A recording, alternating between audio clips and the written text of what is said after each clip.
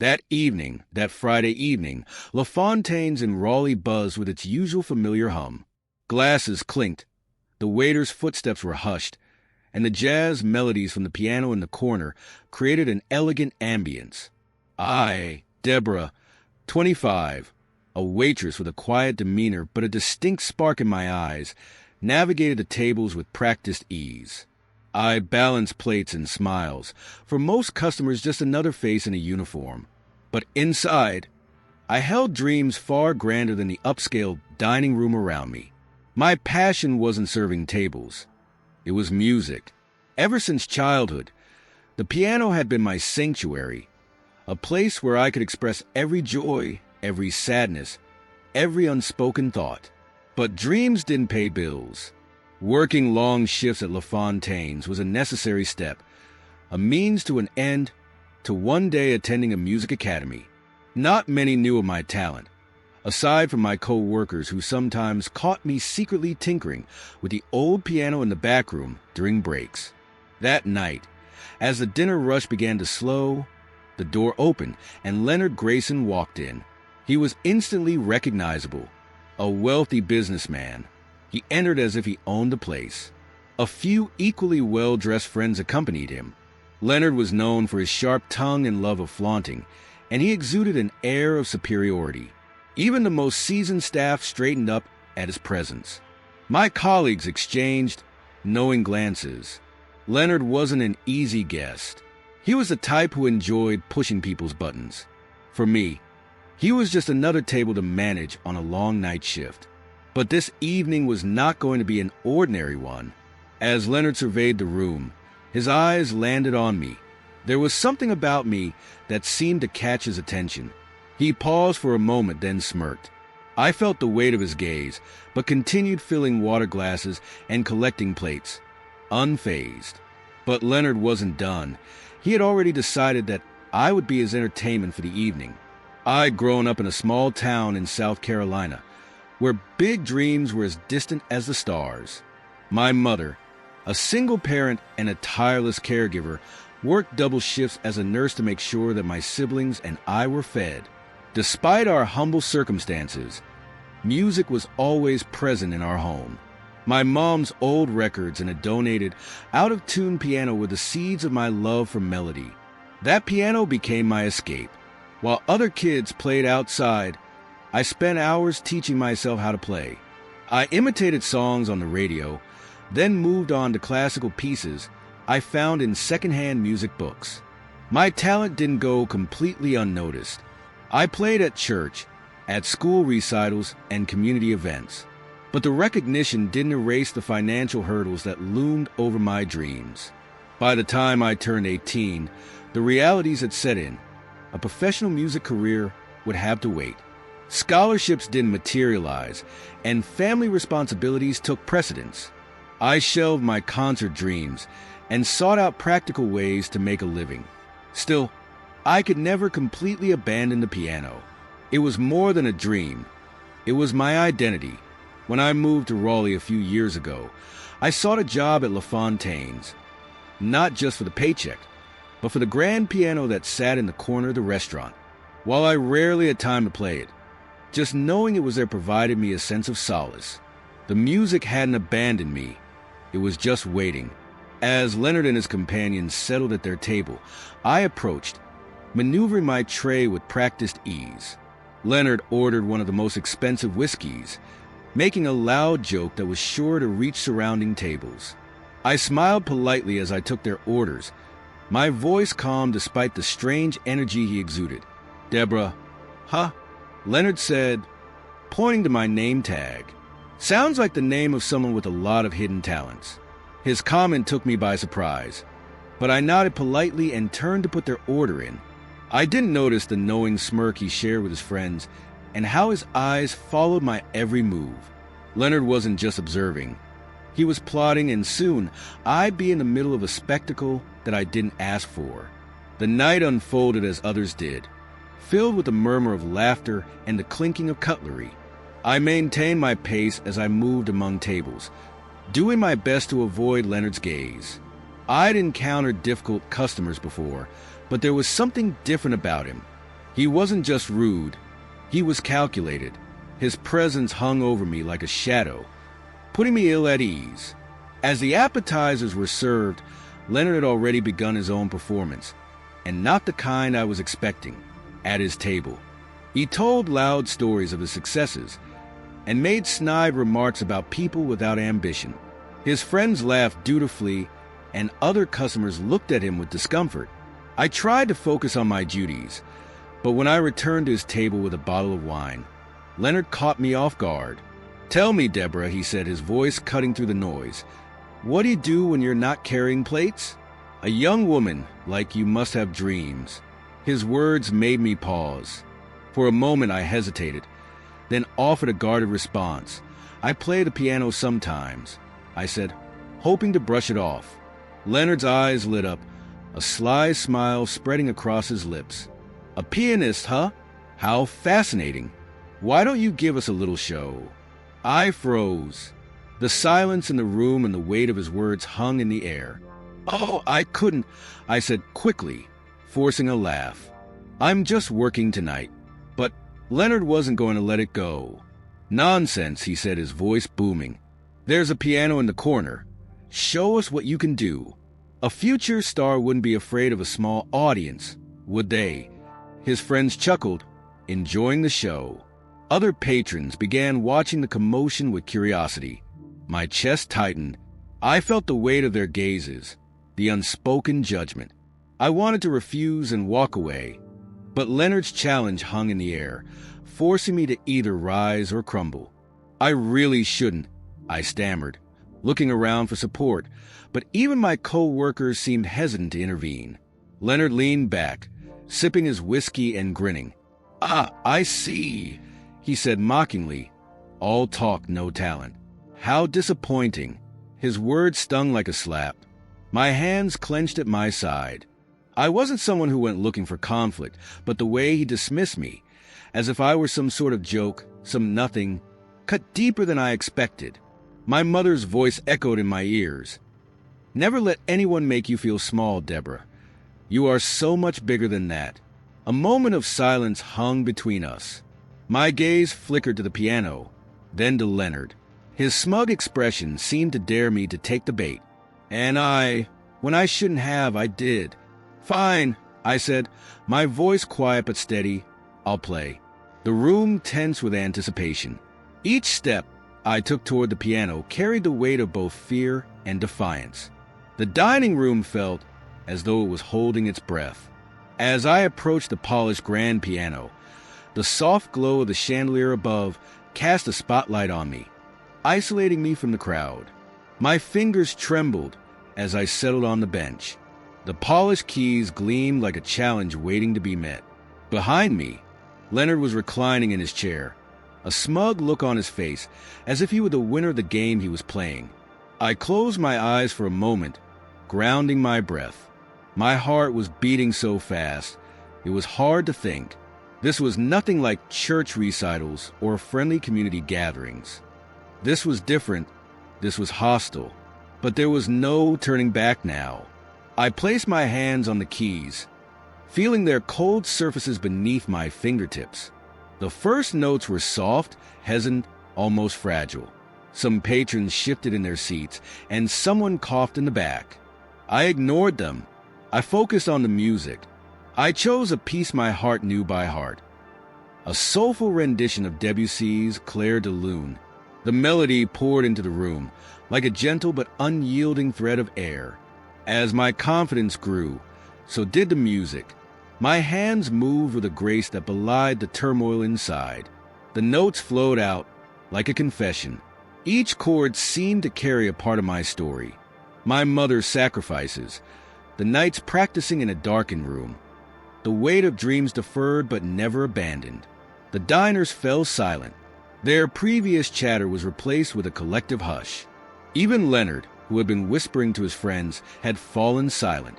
I didn't need to look at him to feel the shift in the room's atmosphere. The mocking energy had dissipated, replaced by something that I couldn't quite name. Maybe it was admiration, maybe it was humility. The music swelled, and I let myself go. For the first time in years, I wasn't a waitress or a struggling dreamer. I was just myself, an artist. My fingers danced across the keys, releasing emotions so raw and vivid that they seemed to hang in the air like smoke. When I played the final note, the room was completely silent. For a moment, there was no sound, only the lingering echo of the piano. I sat there, frozen, my hand still hovering over the keys, unsure of what would happen next. Then, as if breaking a spell, the audience burst into applause. The sound was so loud it bounced off the walls, filling the room with an unexpected warmth. Some diners were on their feet, clapping with an enthusiasm that brought tears to my eyes. My co-workers, watching from the sidelines, joined the applause, their faces lit with pride. Leonard, however, remained seated. His smirk had vanished, replaced by an expression I couldn't quite decipher. It was a mix of shock and discomfort. He raised his hands and clapped slowly. It was a hollow sound compared to the applause surrounding him. But even his hesitant clapping couldn't diminish what I had just done. I had found my voice again. No matter the derision, it couldn't be taken away from me. As the applause began to die down, the room seemed to collectively exhale. I slowly stood up, my knees still trembling, but my back straight.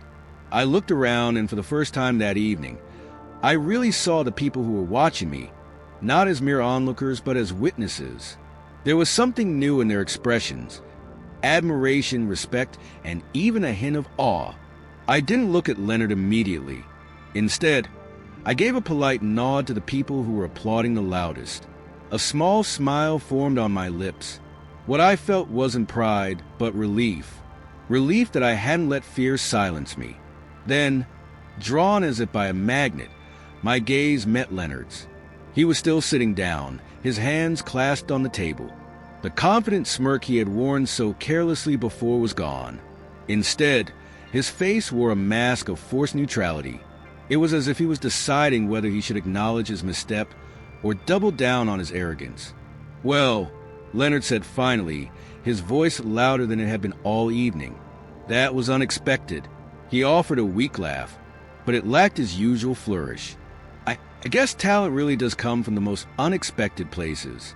His comment hung in the air, sounding hollow. His friends looked around awkwardly, unsure if they should laugh. I watched him, tilting my head slightly. His words were an olive branch, but it was a hollow one. It carried the weight of an inability to fully own the moment. "Thank you," I said, my voice calm and clear. There was no warmth in my voice, but no animosity either. I wasn't going to let him drag me back down to his level of pettiness. My performance had spoken louder than any response I could have given.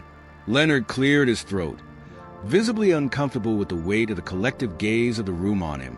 He summoned a server for another drink, an attempt to regain his composure. "You have a great gift," he added, almost grudgingly. I nodded once, my eyes fixed on him. "Everyone has a gift," I said, the weight of my words evident. "It's how you choose to use it that matters." The room held its breath again. The subtle barb of my reply created a ripple in the air. It wasn't loud or aggressive, but it was sufficient. Leonard shifted in his chair. His usual air of superiority was slowly dissolving. The diners began to turn their attention back to their meals, but the atmosphere in the room had completely shifted. Where once there had been an air of quiet privilege and showmanship, there was now something richer. Perhaps a shared understanding, perhaps a respect for the waitress who had reminded them of everything. But Leonard was not only humbled. He was exposed, and none of his charm could shield him from the truth. Everyone in the room now saw Deborah. I walked away from the piano. The weight of the moment settled in my chest. My co-workers met me with quiet smiles and slight nods of encouragement. As I returned to my station, I still had work to do, but my posture was different. My head was a little higher, my movements more deliberate. Leonard's table had grown quiet. The same friends who had been mocking me earlier now avoided eye contact. Their conversation had dwindled. The showmanship that had occupied that corner of the restaurant had been replaced by an awkward hush. The night continued, but I felt lighter somehow. Each step I took through the dining room was more purposeful. My confidence was budding in ways I hadn't expected. As I filled glasses and collected plates, patrons stopped to offer kind words. "You were incredible," one older woman said, her voice gentle as she placed her coffee cup on the table. "I don't think I've ever heard anything quite as moving." "Keep going," another man added. "You have something special. Don't let anyone tell you otherwise." I thanked them humbly. My heart swelled with gratitude. These weren't just compliments. They were validations for the goals, for everything I'd ever dreamed. Leonard was less gracious. As I approached his table to present the check, his eyes fixed on me. His expression was a mix of annoyance and reluctant admiration. "You've made your point," he said, his voice clipped. "There's no need to drag this on." I paused for a moment, meeting his gaze. "It was never about proving anything to you," I said, my voice calm but firm. "I just wanted to play." Leonard had no reply. He fiddled with his drink, his once commanding presence strangely subdued. The power dynamic had completely shifted, and everyone at the table knew it. As Leonard signed the check, one of his friends, a younger man with a kinder demeanor, looked at me and said, "You were amazing, really." The sincerity in his voice surprised me, and for a moment, I saw a spark of humanity in this group that I'd assumed was shallow. "Thank you," I said, offering a slight smile before turning away. The night ended with Leonard and his group leaving in silence, their usual grand exit replaced with a hasty retreat. I watched them go, feeling neither triumphant nor bitter. I was no longer thinking about Leonard. My mind was on the next step. The tips that night were unusually generous, enough to pay my rent, and still have some left over for the piano lessons I'd been putting off. As I walked home after locking up, fresh air filled my lungs. I felt something I hadn't felt in years: certainty. I wasn't just a waitress, and I wasn't just a dreamer either. I was an artist, and nothing, no mocking words, no financial hardships, no fear could take that away from me. But as I walked, it was the future that was in my mind, not the conflict of the night before. A future where my dreams finally felt closer than ever. I sat on the worn bench in my small apartment. My fingers wandered across the keys of the old upright piano. The sound wasn't as clear or rich as the grand at LaFontaine's, but it didn't matter. The music, as always, came from my heart. Something had shifted inside of me that night. It wasn't just a moment of triumph, but the realization that I didn't have to hide my talent or need to validate it.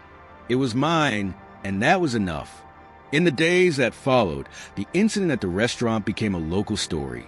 Patrons who had witnessed my performance recounted the story, and word began to spread. A few days later, I received a call from a man who had dined there that night.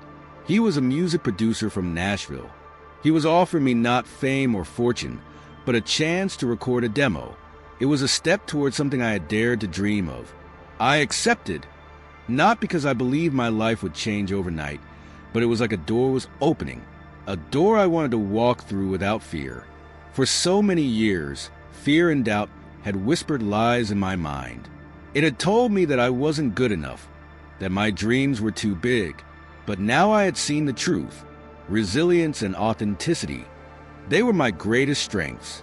What had happened with Leonard Grayson wasn't just a tale of a humiliating spectacle turned into a triumph.